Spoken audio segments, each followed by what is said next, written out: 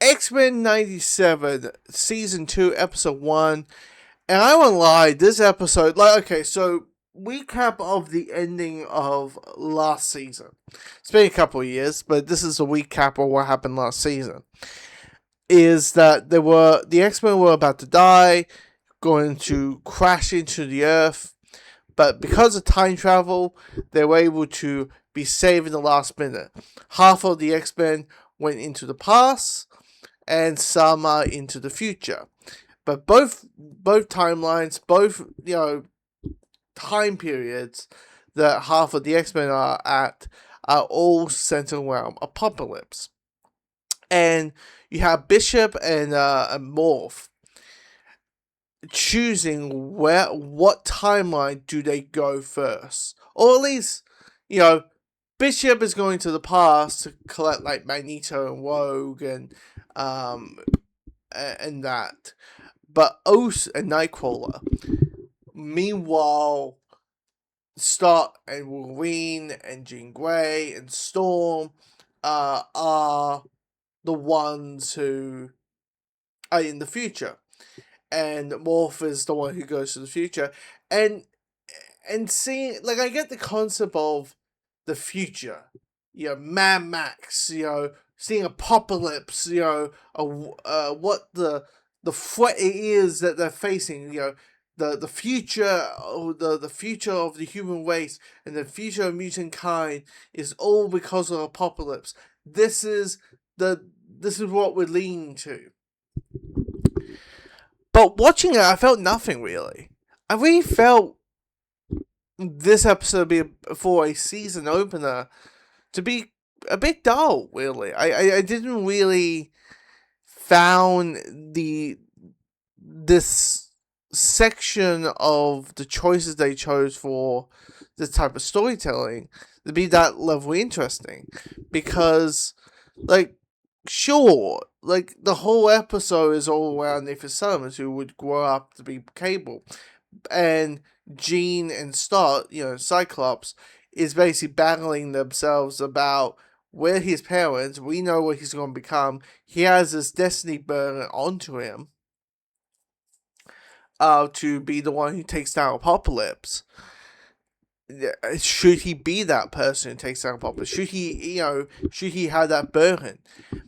And it's just, outside of that, like, outside, like, the core meat of the damn episode, the rest of it, like, all the conversations felt very, the performances I would like, felt very flat.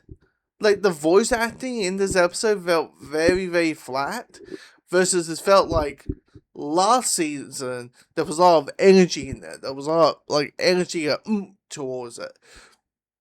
And that, I just didn't find, like Apocalypse and being like a computer thing, and then and him saying, like, I need to go back to the 90s.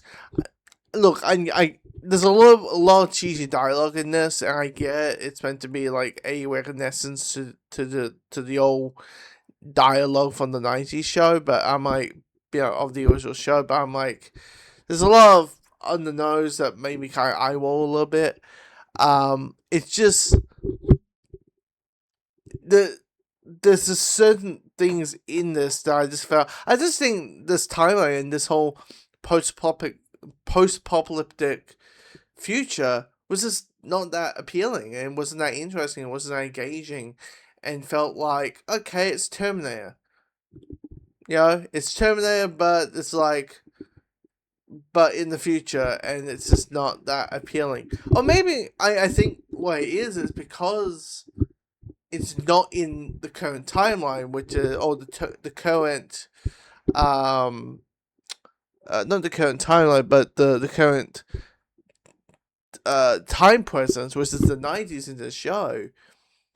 I don't feel the stakes. I don't feel the emotional stakes.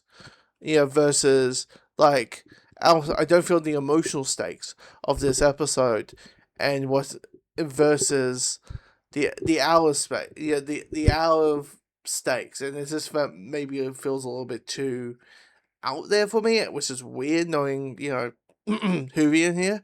But it's I don't know. I just couldn't really get into this episode really, and hopefully, episodes 2 and 3 this week, and then the remaining 6 will hook me into it, because or the remaining 7 will hook me into this episode, into the season, because this premiere wasn't that. I just didn't. It just didn't hook me as much. That, or I was in a food coma. That or I ate a little bit too much food. It could be possibility of that, but take that as your worth.